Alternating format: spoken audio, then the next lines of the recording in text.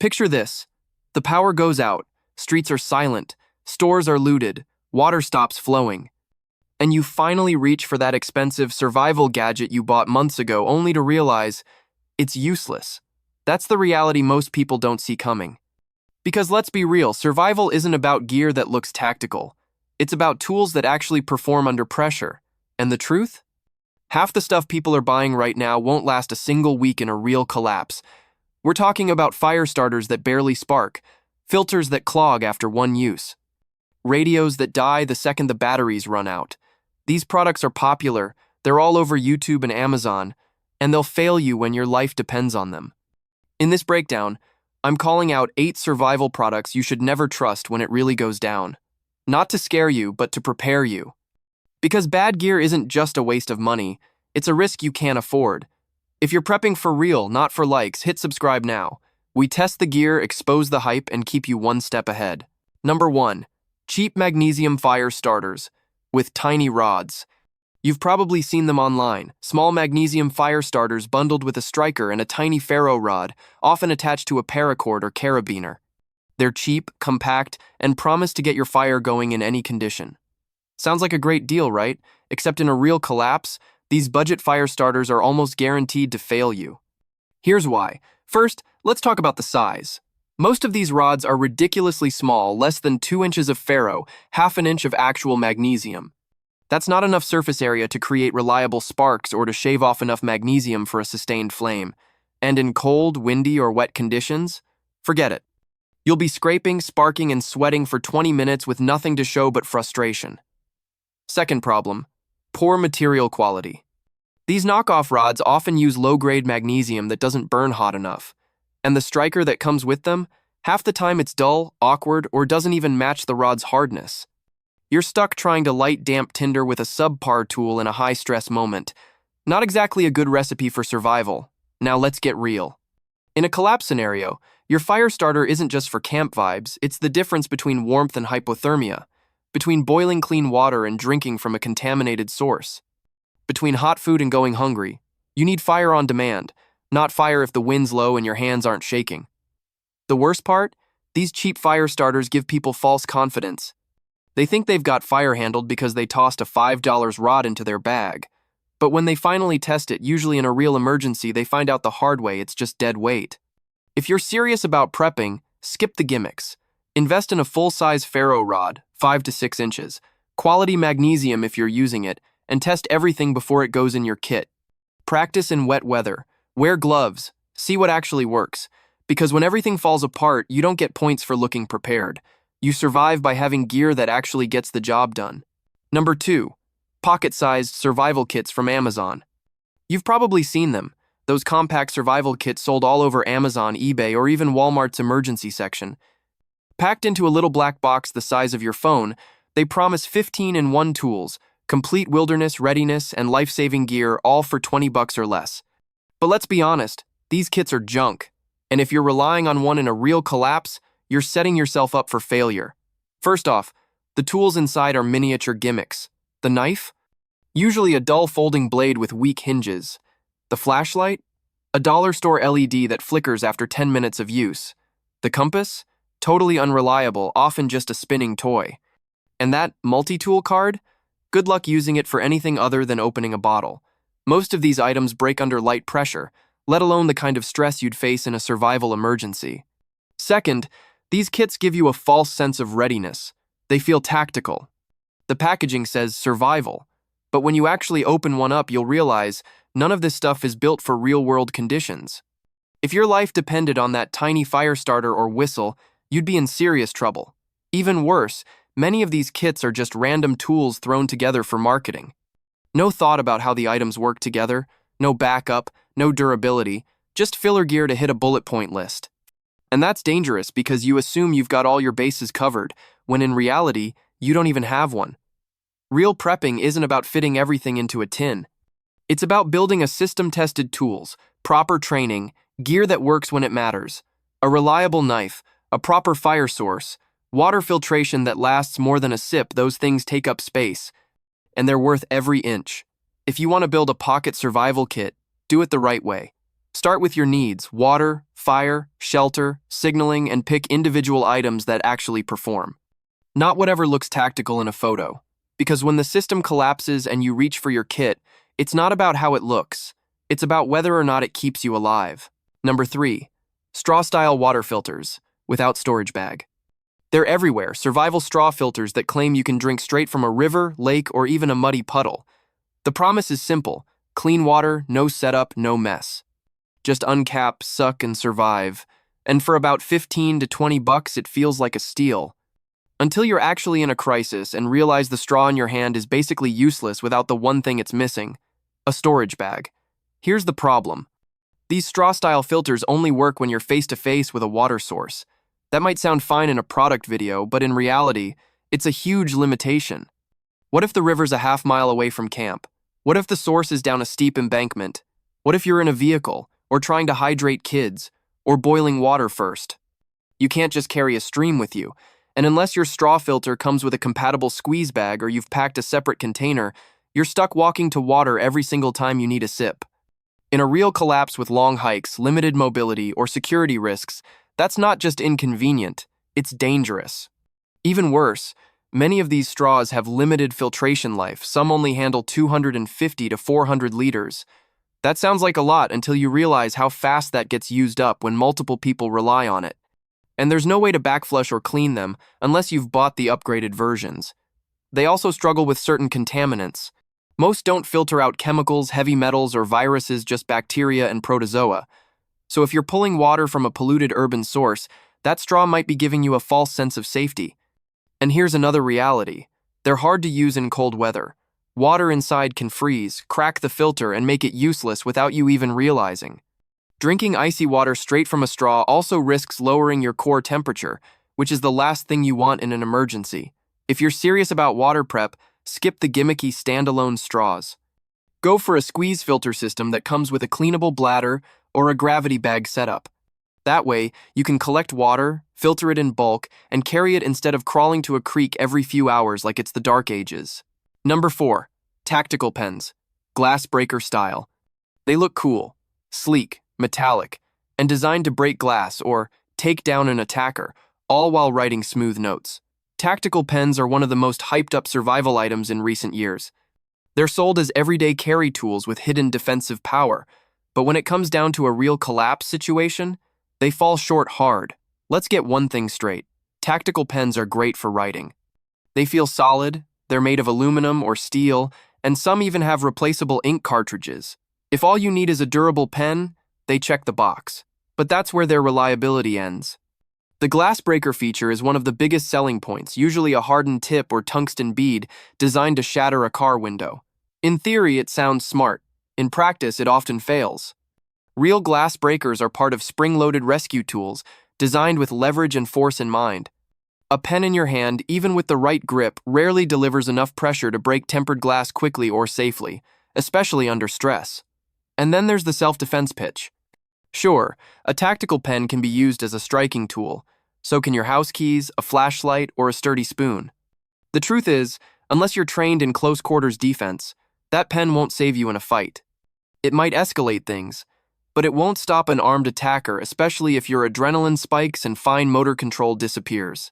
Worse, some pens are designed so aggressively they're flagged by TSA or airport security, which defeats the point of carrying a discreet EDC tool. If you can't take it with you everywhere, it's not really everyday carry. And here's the most overlooked issue: false confidence. Tactical gear that feels like a weapon can create a mindset of over-reliance. People think carrying one of these makes them ready for anything, when all it really does is give them a heavy pen with a sharp tip. If you want a real tool, carry a multifunction rescue tool, a full-size glass breaker, or better yet, get proper training in defensive tactics. A $15 pen won't save you when things get real. Tactical pens aren't useless, but they're not the lifesaver they're marketed to be. In a true survival situation, they're a backup to your backup, nothing more. Number 5. Hand crank flashlight radios. They're everywhere in the survival gear section, those compact, multi-function radios with a hand crank on the side, a built-in flashlight, solar panel on top, and bold promises like stay informed, stay powered, stay alive. It sounds like a dream. No batteries needed, just crank and go. But here's the problem in a real-world collapse. These jack-of-all-trades radios quickly become a liability. Let's start with the crank. Manufacturers love to advertise crank for 1 minute, get 10 minutes of power. Sounds good on paper, but most of these radios require constant cranking just to stay alive. After a few minutes of turning the handle, you're exhausted and your radio is already fading out. The solar panel? It looks impressive, but it's usually too small to fully recharge the battery, especially during cloudy weather or in winter. It might trickle a tiny bit of power over hours of sunlight, but it won't bring a dead battery back to life fast enough to be useful. Then there's the flashlight, typically a weak LED with a narrow beam and poor range. It drains battery fast and often can't be aimed properly for hands-free use. And when you're relying on a flashlight for hours during blackouts or inside shelters, weak output and poor design can turn into major frustration. As for the radio itself, reception is hit or miss. Cheap tuners struggle to hold AM, FM, or NOAA signals unless you're in perfect conditions. And the built-in speaker? Usually low volume, low clarity, not something you'd want to count on in an emergency when you're trying to pick up critical updates. Worst of all, most people don't test them until they need them. They buy these radios, toss them in a bin or bug-out bag, and forget about them. Then when a real emergency hits no power, no heat, no internet, they discover the crank is broken, the battery's dead, or the antenna snapped off in storage. If you want reliable backup power and comms, go modular. Get a separate power bank with solar input, a dedicated radio with replaceable batteries, and a real flashlight with a long runtime. You'll spend more, but it'll actually work when it counts. Because when the lights go out and the grid stays down, you don't want a toy. You want a tool. And most hand crank radios? They're not built for real survival, they're built for marketing. Number 6. Single-use Mylar, survival blankets. They're shiny, cheap, and packed into just about every survival kit sold online. Folded into a pouch the size of your wallet, these Mylar blankets promise to retain body heat, prevent hypothermia, and keep you alive in an emergency. They're marketed like miracle gear, and in some situations they do help. But in a real collapse scenario, these single-use Mylar blankets are one of the most overrated survival products you can carry. Let's break it down. First off, they tear easily. A stiff breeze, a jagged rock, even pulling it out of the pouch too fast, that ultra-thin Mylar can rip like tissue paper. Once it's torn, it loses its heat retention ability and becomes nothing more than a flapping piece of metallic trash. Second, they're nearly impossible to reuse. Once unfolded, they never go back to their original size. They crinkle, bunch, and lose shape, and storing them becomes a hassle. In an extended emergency, where gear needs to last days or weeks, a one-and-done blanket isn't going to cut it. Third, they don't insulate the way people think. Yes, they reflect radiant heat, which helps if you're already warm, but if you're soaked, freezing, or exposed to wind, a Mylar blanket alone won't warm you up. In fact, it can trap condensation inside, leaving you damp and cold, the perfect recipe for hypothermia. And let's talk sound. These things are loud. If you're trying to stay discreet, say, in an urban collapse, bug-out scenario, or while camping off-grid, the constant crinkling will give away your position with every movement. Not exactly tactical. Worst of all, they give people a false sense of security. They think, I've got a survival blanket, I'm good. But unless you pair that Mylar with a solid layering system, dry shelter, and real insulation, you're not protected. You're wrapped in foil and hoping the weather plays nice. A better option? Invest in reusable space blankets, the kind lined with nylon or fleece. They're tougher, quieter, more effective, and can double as ground insulation or wind blockers. Or go with a compact thermal bivy sack that offers actual structure and heat retention. Yes, Mylar blankets have their place in first aid kits, in vehicles, or as backup gear. But if you're planning to rely on them for real survival, that plan won't hold up. Because shiny doesn't mean secure, and thin foil won't stand up to the cold world that's coming. Number 7. Solar phone chargers, foldable panels. They look like the ultimate off-grid solution. Lightweight, foldable solar panels that claim to charge your phone anywhere, anytime. Sounds like a prepper's dream, no outlets, no problem. But once you put these chargers to the test in a real crisis, reality hits hard. Let's start with power output. Most foldable solar chargers, especially the cheap Amazon ones, only deliver 5 to 10 watts under ideal conditions. That means direct sunlight, no cloud cover, and precise positioning. Even then, it takes hours to give your phone a partial charge, and forget trying to charge a power bank or tablet unless you leave it connected all day. But that's the ideal case. In real-world use, cloudy days, filtered sunlight, winter months output drops dramatically.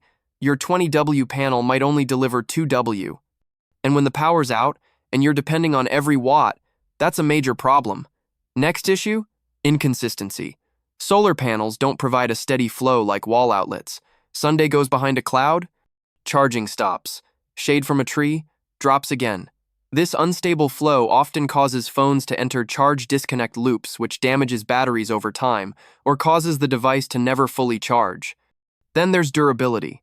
Foldable panels are thin, flexible, and usually covered in cheap stitching. They tear, overheat, and delaminate after extended exposure to sun, rain, or rough handling, which completely defeats their portable survival pitch. If they fail in your first week off-grid, what good are they? Worst of all, many users don't test them. They toss the panel in a bug-out bag and forget about it. Then in an actual emergency, no grid, no power, they're shocked to discover it barely works. If you're serious about solar, go big or go modular. Invest in high-efficiency panels, a proper solar power bank with storage, and test everything before you need it.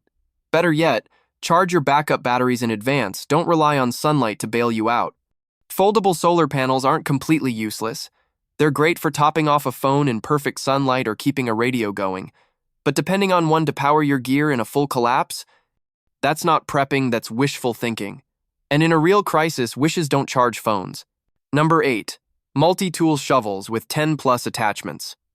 At first glance, they look like the Swiss Army knife of survival gear tactical shovels packed with screw-on attachments, saws, knives, fire starters, bottle openers, even fishing hooks. It feels like you're buying one tool to do everything. But when you finally use it in the field, it's a whole different story. Let's start with structure. These multi-tool shovels are built in segments, each piece screws into the next. Sounds convenient until you realize those threaded sections loosen with use. Dig for 5 minutes and the handle starts wobbling. Apply pressure to chop a branch and suddenly your grip shifts. That's not just annoying, it's dangerous. The attachments? Most of them are low quality, gimmicky, and borderline unusable. The saw blade is too short to cut anything thicker than your thumb. The knife is barely sharpened. The fire starter is often the same dollar store rod sold in bulk. And once dirt gets into the threads, switching tools becomes a nightmare. These shovels also tend to be heavy and unbalanced, too long to pack easily, too short to dig effectively. You end up with a tool that tries to do everything but doesn't do any one job well. Then there's the risk of overconfidence. People toss these in a bug-out bag thinking, I've got everything I need. But when it's time to clear brush, dig a trench, or defend yourself, that cheap metal bends, locks, jam, and edges dull instantly.